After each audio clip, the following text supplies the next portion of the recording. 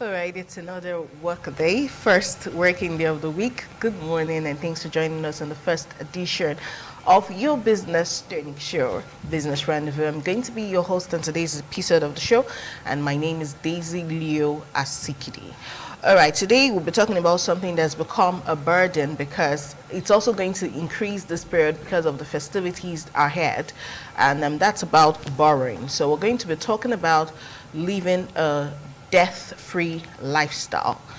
We're going to be promoting living without borrowing on the show today. Now, a study by SBM Intelligence found that 27% of Nigerians across different income categories now resort to loan apps to keep up with their living expenses in the wake of the record inflation. At the moment, borrowing is so normal that we have over 70 online borrowing apps in Nigeria. As one of the most important factors to consider when taking a loan, the interest rates for personal loans across all mediums of lenders in Nigeria can actually go as low as 5% and as high as 30%. Now, the lending rate in Nigeria increased from 13.99% in August, which from the initial 13.98% that it was in July in 2023, and it's been increasing. Right now, the lending rate in Nigeria averaged 14.05%, and since 1961, it's been increasing up to this year, 2023, and it has reached an all-time high. The highest it has ever been was 37.80%, which was in 1993, but at the moment we are on 14.05%. And to survive in Nigeria, 30% of Nigerians now resort to borrowing to survive. That's what statistics have shown. And this includes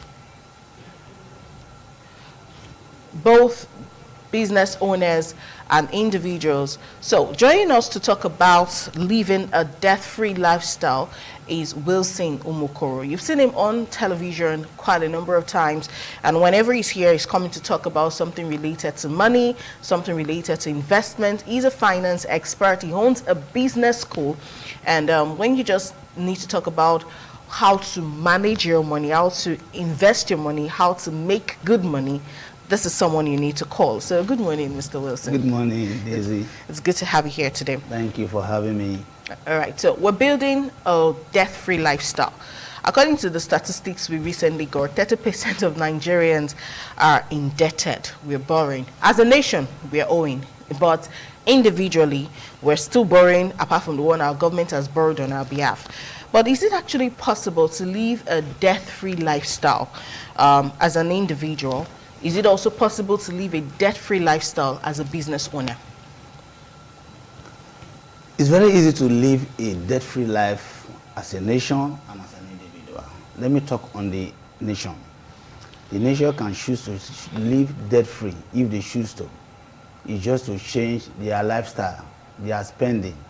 You see a situation where they are spending over 1 million to buy one SUV car for a senator. You know what that means? They are not ready to live what debt-free when we are borrowing to cushion the system. We are even going to buy expensive car for lawmaker. I remember all these lawmaker, they already have car already used. Even the past lawmaker already have the car they used before. Why would they look down for the next person coming to take that over that office? So to me, Nigeria as a country are not ready to live debt-free. The same way too, like as I said, debt-free is a choice. Individual can choose to live debt-free. It's very easy to live what debt-free is. It's the easiest thing to do. Number one step to do to live debt-free is work on budget. Companies, individual must work on what budget. When you don't work on budget, you can never be debt-free. You can never be debt-free. The cure to debt-free life is budget. For example, I'm going on a street or somewhere, I just saw a shoe that is so fine, and I didn't have a plan to buy shoe this very particular month because I love that shoe. I just pay for it. Is it in my budget? It's not in my budget. For ladies, you are just going, you just see a hair 250,000, and your salary is just 80,000. You are now wearing a hair of 250,000. You can never be debt free. Maybe the people will say, oh, you can buy it, you can pay payable whenable. That word payable whenable have put many Nigeria into debt. There's nothing payable whenable actually. You are still going to pay when you need to pay. So if something is not in your budget and you apply for it or you buy it, automatically you can never experience debt-free. Interesting. All right, now for those who are already indebted, we're going to look for, we're going to give more tips, but for those who are currently owing at the moment, how do you think they can come out of their debt and pay? I would give a typical example of those loan apps where you'll be on your own, you just hear them call you, we're calling you from Lagos, we are something cash app, we are this other app, and we want to ask if you know so and so person is owing us, please tell him to pay because you are his guarantor. And you're like, nobody asked me to be nobody's guarantor. Why are you calling me? What's my business? But these calls go on and on. Some even go as far as displaying pictures. So, but for people who are already in their situations like that, what advice will you give to them so that they can come out of that deep borrowing that they've gotten themselves into? One of the easiest ways to come out of this debt, if you're already in debt, the easiest way is to work on your spending and make some adjustments. You need to make a lot of adjustments so you can pay off your debt and experience debt free. How do you do that? You have to work on the cost of living is very high. Yeah. And that's the reason why many people are going to debt. Transportation is high, cost of living, food, everything is just extremely high. True. So how do we get debt free? You need to make what they call adjustments on your spending. For example, you are already owing, put on paper how much you are owing, then put on the other paper how much you are earning. Then when you put both on paper, then slash your spending so you can be paying back your loan. You know, the Bible go against borrowing. It's like a sin, because he said a borrower is like a slave. You are a slave, so you are enslaving yourself. You are the one enslaving yourself. And on the other hand, for the loan app that will call you, do you need a loan? Tell them no, you don't need a loan. You can money with what you have, because they have lured many people to borrowing loan and they will expose you and disgrace you. Some of them will just call me, one shibuzo that borrow money. I said, I don't know any shibuzo. Honestly, all the people that have been calling me because someone borrow money and they have called me, I don't know them. Probably we exchange contact in one of my training or anywhere in the world, anywhere. I will just have to, as far as my contact is on their phone, they will call me and I don't know them. So why would you expose yourself to your danger, such ridicule? Because they are giving you for begging you take loan, because they are telling you you don't need a collateral. That is the reason why you should go and collect money, submit your BVM, subject yourself to what? Open ridicule. That is not acceptable to you if you want to experience debt free. So how do we come out of debt? Number one thing is for we to put on the list of people we are owing and the list of how much we are earning, and marry them and adjust by what is coming in, enable us to pay our debt. There are a lot of things that we need to adjust. This is for a general one. Some person, their capacity of what they are earning is to live in one room with their family. Nothing wrong if you live in one room. Clean up your one room and manage your one room. Some person, their capacity is to live in a room and a parlor. But today they are living in what? A 3-bedroom flat. Living in GRA. They are paying 2 million. So I pay 3 million. So I pay 800,000. And your income is not up to that. You are putting yourself into danger. You can never be debt free. Perhaps you can rent a hut in maybe not inside the city outskirts and pay your rent conveniently and save money to build your own house and live rent. It is much better you have your own building and be in a palace where you are a slave. It is better you are in your own and you are not what? A slave. So how do you do that? Number one is to work on what your expenses is too high. Some of you have to put your children in government school.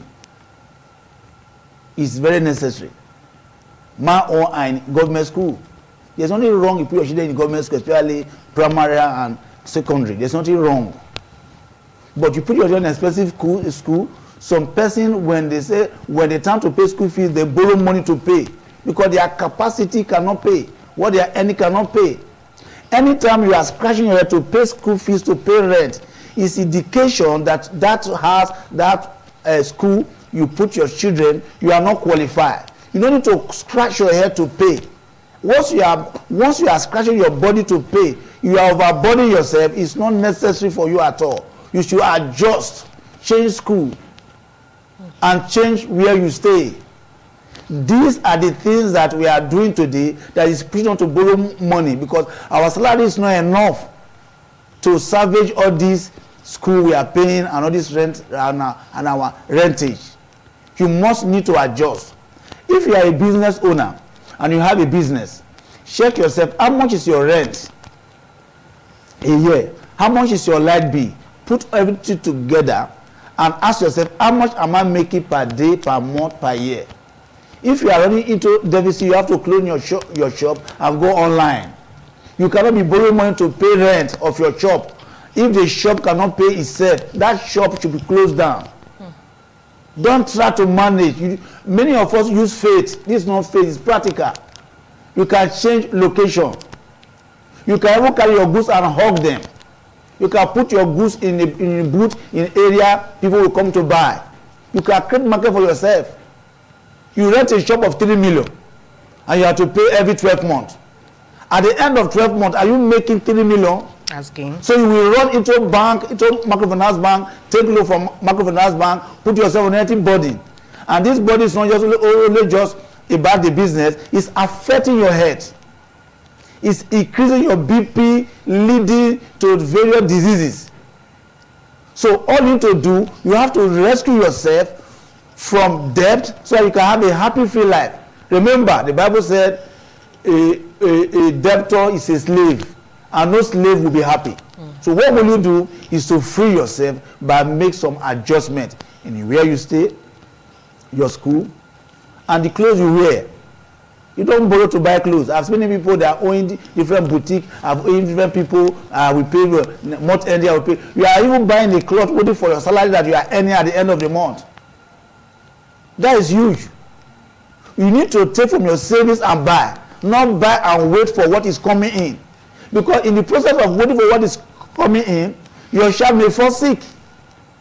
What will you do? There are some foreseen forces that we are not saying. We should save for them. You always save for this money in case of any eventuality. This one can go for this. You should have a plan for your life. The plan starts from you. Adjust yourself. Interesting. Okay, now you mentioned something about savings, which is very key. Not everyone knows how to save. Some of us, to save, we have to join what we call Osusu. You know, that one, you're committed to bringing this money monthly, then at the end of the year you get it. But there's so many other ways people save money. But also, I want you to teach us a little bit on how we can have savings and investments, because that's one of the easy ways to get extra income. So we need extra money. What we're earning seriously in Nigeria is not really going to be enough to take care of us with the way things are going, and Christmas is just around the corner. After we're done with Christmas and New Year celebration, Igwe festival, we'll pay school fees in January, we'll pay house rent in January, and you will still buy fuel for your vehicles and all of that. So what advice would you give us as regards savings and investment so we can have extra? Now, if you want to get debt-free life, number 2 cure after having your budget is savings. Many people don't save because they believe that their salary is too small. They don't need to save. That is wrong. I don't care how much you earn, I care how much you save. Because for instance, if Daisy is to earn 1 million naira every month and is spending 950,000 naira every month, her savings is just 50,000. And I myself, I'm just earning 300,000 every month. And I'm saving 200,000 naira every month. In over time, I'll be richer than you. I'm more comfortable than you. I make more impact on myself and family than you. So I am not concerned about how much you earn. I'm concerned about how much you save. We all know the rule when Joseph gave to the Egypt. Says save what? 20%. At least everyone should save, no matter how much, 20% of your income. you must save it. If you are earning 10,000 naira, you must save 2,000 naira. At least 50% of your income, whatever you are earning, 50% must go for savings. The cure to debt relief is saved, because the day you need money, why do you borrow money? Because you didn't have any savings. So when forces come your way, challenges come your way, you need to cushion it, you look for money to do that, no savings, you run to go and borrow. So it is a savings for rainy days that give you an escape from borrowing. Now, you need to also go into what? Investment. You need to invest in yourself. You need to do some investment. Like a civil servant can have other things invest money into that will bring what? Income. You spend money on that. Make research. There are a lot of ways people need to make money these days. In my program, I tell people, if you have a phone in your hand, you can't be broke, because the phone can pay your bill.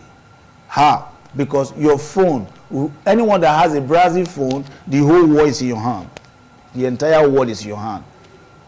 Most time, I can be here right now, I'm living in America through the metaverse.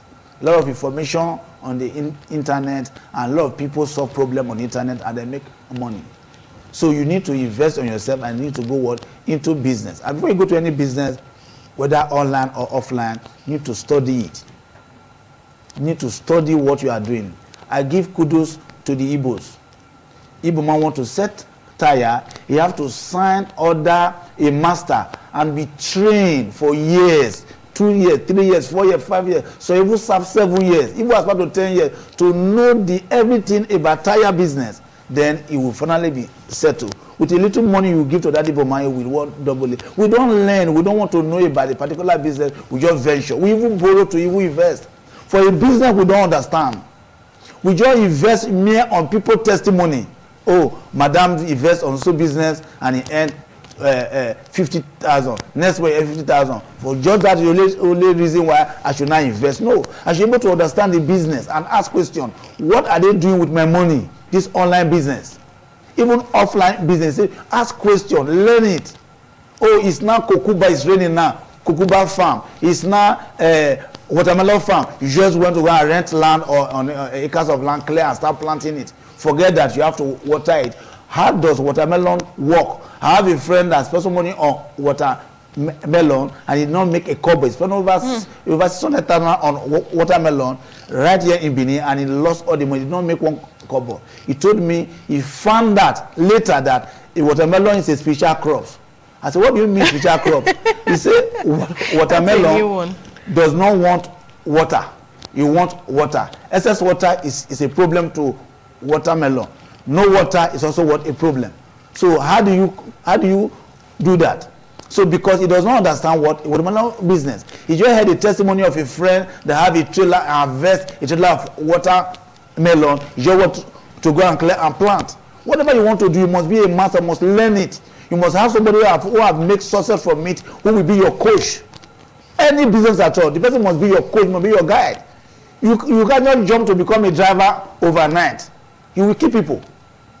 So you must first of all learn how to drive and get your driver license before you put your vehicle on the road. So whatever you want to do, you have to learn it and get a license for it before you can venture into it. Most of people who are in debt today, they venture 80% of their venture into a business they don't understand, and they borrow money to put inside the business. They are paying the debt of that business which they have been scammed. The same way they are also paying for their family. So what will you do is whatever you are doing in a business, you must first of all understand it. And before you enter. That is why I have a business called Money Education, where I train people about money. Money has its own language. You need to be schooled about money. Money, I told some of my friends last night, I said, money is easy to get. They said, no. I said, it's the easiest thing to get in this way is money. But to multiply money is more difficult. Most of us have challenge of multiplying money, not to get money. You can see money anywhere. You can play gamble and make money. You can get money by will. In most people that get money by will, they are trekking today. They sold all the property. They are not trekking. Why? Because they don't know how to multiply it. Their parents did not tell them how to multiply money. They always send them to school. But the secret of how their parents multiply those wealth that they are now become and have that inheritance, they don't know it. So when they receive the inheritance as wealth, they start selling them off. What their father or their parents did not sell that they are now inherited today, they whipped to them under 6 months they are selling because they don't know how to use it. So our job in area of business, we should be an expert in what we are doing. Don't jump into it. It is more better you learn a trade or a business, whether offline, online, for 6 months, for 1 year, and understand it before you put your cover. Don't just put money in a business you don't understand. Because actually, every business you see today, it look like scam. You must trust yourself. We will trust any business. Many of us don't trust ourselves. So how can I trust someone else? So don't build your investment on people's testimony, because your testimony are false. Interesting. All right, now building a debt-free lifestyle. You mentioned a lot of things at the beginning of this conversation that we should not borrow to do, and one of those was buying Yema hair. But you talked about rent. You shouldn't borrow to pay your school fees. You shouldn't borrow to pay your rent. You shouldn't borrow to feed. You shouldn't borrow to survive your daily survival. But are there things you would advise anyone to borrow to do?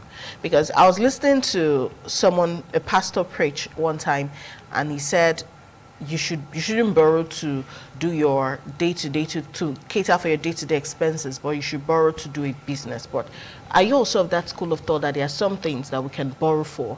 And if there are, what things are? Yes, you can borrow for business. For example, I have an NPO, LPO to supply ITV, camera, laptop, and whatever things they need. They have the LPO. And the LPO, maybe what I'm going to supply will cost me about 1 million naira for instance. And my profit inside is about 200,000, 300,000. I can meet a friend or approach any microfinance bank, show them the LPO that if you give me this, the company promise that they will pay back me so time, within 1 month they will pay back within 45 days. I can take you for such supply. I must have the LPO first before I borrow. Okay. So that when I'm paid, I can return it back. Now, you don't borrow money to start a business that you have not tried before. It's wrong. Maybe I heard about something to do. I want to go to microfinance bank and take loan to start it. It's wrong. That is why many microfinance banks today, I love their style. They will not borrow you money to start up a business. You have to start the business first before they will give you money to improve it.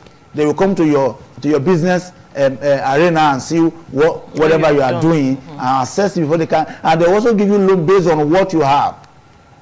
And such microfinance bank, they are everywhere. They are doing well. They are not going down. Many microfinance banks that borrow money to people without not inspect what they are doing, they are bankrupt today. They are no more existent today because they break the rule. The rule is that you don't take money to start up a business. You take money to add to your business. Even Bank of Industry don't give you bank to start up or start a business. You must have a business already. So our issue here is that you can borrow money, good, but not to start up a business. You can borrow money to add to your business because you understand the business. Oh, now I have more customer, but I don't have what they need. I need to go and buy so that I can get more market is accepted. But not to borrow money for a business you never understand. So what will you do is to know it business first before you do what? Borrow. Another category of people that can borrow money again. You can also borrow money because you are borrowing money for business. You can also borrow money again for what we call supply. Okay. If it's aside this, you are going to be in debt. Because I remember a friend of mine went to a bank and borrowed money to set up a beautiful business, a lounge, and at the end of the day, nobody branch there at all. Only his friend were there drinking, they ate all the food, and he run into serious debt, and today he's in hiding. So you don't borrow money to put to start up a business, you borrow money to improve your business. All right. Okay, so I want to say thank you to you, Mr. Umukoro. He owns a business school. So for those, he did say something about getting money is easy, but multiplying money is where the problem lies. So you need to also learn these things, like your learning skills in ways of multiplying monies, managing your money. You have to also get schooled, and he's someone who could also help.